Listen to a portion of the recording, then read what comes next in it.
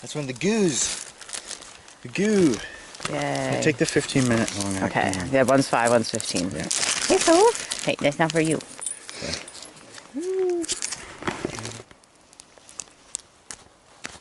Yay.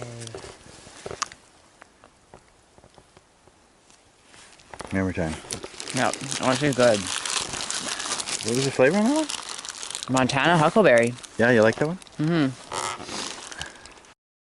Energy gels made specifically for runners are very convenient because they have that burst of energy and that burst of sugar to help runners keep going. So bringing those quick energy gels into the backcountry was extremely convenient, especially because they're small and lightweight, and so it wasn't a lot to carry.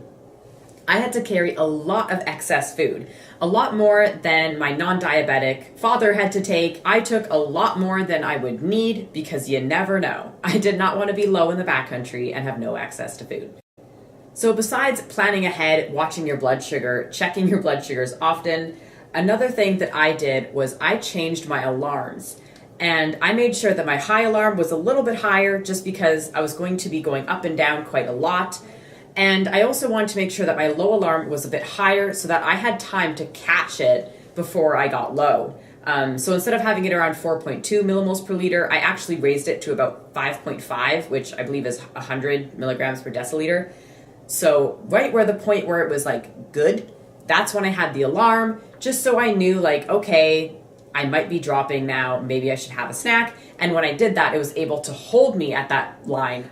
So that's what I did. I changed my alarms so that I would be able to catch lows quicker and combat them if I was getting low and dropping quickly. And it really helped me not get low anymore. Now, during the night, I mentioned that I had a urgent low in the middle of the night. Now, the only reason that I had this was because I was in a very, very, very deep sleep. I didn't sleep very well the first night because I was quite cold. And also because the 8 kilometers left me kind of sore, and so I couldn't get comfy in my sleeping bag. So the second night I slept like a rock. So I slept through all my alarms. It was actually my dad who woke me up to come and tell me that like, hey, your alarm's going off. But besides that point, I don't go camping alone. I wouldn't go camping alone if I wasn't diabetic anyways. It's always better to do things like this in a group. It wasn't a big deal. But I did get low in the middle of the night. By this point, because I was an urgent low, it was a little bit too late. But in an average situation, I keep a sealed snack, one that won't attract any bears or critters or any kind of wildlife into my tent. And even if that just gives me enough energy to go get the food bag out of a tree or where we had it, the cabin, because there were no appropriate bear bag hanging trees, the treats that I had in my tent would give me enough energy to either go get it, or if I hadn't let it get so low, then it would have helped me get up.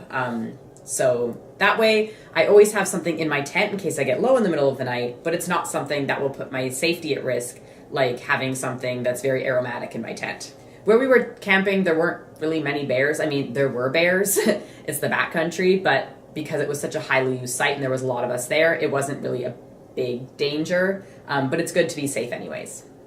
And another thing is that you're going to want to know your general safety as far as backcountry camping goes. You're going to want to know what you can carry, what you cannot bring, what is lightweight, what is not lightweight. Make sure that whoever you're with is supportive as well. Make sure that they know that you are diabetic, of course, if you're not going with family or friends. You're also going to want to make sure that they know how to help you if for some reason you can't help yourself. Being with someone who knows that you have to stop every 5 minutes to check your blood sugar, or for me, it was easy. I just checked what my CGM said. But if I didn't have a CGM, I would have been doing it the good old-fashioned way with the finger stick, because it has to be done. And also, you might get low. When we got low, we had to sit like for half an hour, I think. It was a good half hour that we were sitting there. Obviously, I was with my dad. He didn't have a problem with that. So it's good to be with people who understand. Now, the last thing I'm going to mention is where I put my pods and my Dexcom. I use the Dexcom CGM. I use the G5. Now, what I do with my sites is I put them on my legs for the first time. I know that the Dexcom is technically only approved for your stomach, but a lot of people, pretty much everyone, puts it other places, and I never had before. So the first time that I actually put it on my leg, and it's still there now, like 2 weeks later, I put it there so that when I have my pack on, my shoulders, my arm isn't brushing against it. It's not, there's like a stomach strap that kind of goes across your stomach right around your hips, because it's a hip band. That goes there, and if I had my pod or my Dexcom on my stomach, it would probably get knocked off. If it was on my back, it would also get knocked off. And if it was on my arms, it's hard to say that when I'm like swinging the pack on or off, that it wouldn't brush off and hit it there too. So to be safe, I put it on my legs. And another reason that I did this is I didn't know what the temperature was going to be like. I knew it would be a little bit cooler, but I didn't know if I'd be using bug spray. I didn't know if I'd be using sunscreen. And I find that when pods are exposed to sweat, they're exposed to bug spray, sunscreen, it really kind of eats away at the adhesive and it will fall off quicker. So because I didn't know what the temperature would be like, I knew that my legs would be the one place that would be 100% covered by fabric. I didn't want to have to do a Dexcom or pod change in the woods. I had to do it in my tent anyway because my pod failed. I'm not a huge fan of skin tack, but I did use it for the first time to keep my pod and my Dexcom on pretty good. I don't really know why my pod failed, but it even could have just been from the constant walking. Maybe my pod was like jiggling around. So that is my experience backcountry camping with type 1 diabetes. So this is just my firsthand experience.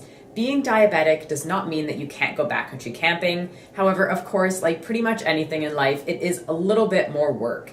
So I would say pack more than enough food, plan ahead, change your alarms, suspend your insulin, and constant snacking. Make sure you have some fast acting, some slow acting. Get yourself some energy gels. They work super quick and they're very effective at keeping you up and holding you there. Bear safety. You're going to want to make sure that whatever you have in your tent is safe and not going to attract critters or any other kind of wildlife. But thank you so much for watching. If you are a diabetic watching this video, I hope you found this helpful. If you're a non-diabetic watching this video, hopefully you can use this to help someone else out or to better understand someone who you are hiking with that might have diabetes themselves. If you're just watching this because you like camping and you find this interesting, well, I hope you found it interesting. My channel is mostly about type 1 diabetes videos. However, if you're interested in learning more about it, then feel free to subscribe. And also, if you are diabetic, also feel free to subscribe. Make sure you hit the notification bell to get notified when I upload. And if you like this video, make sure to give it a thumbs up.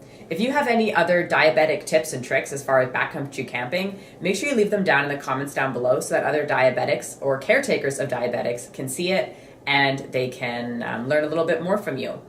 But that is all for today. Thank you so much for watching, and I hope to see you again soon. Bye.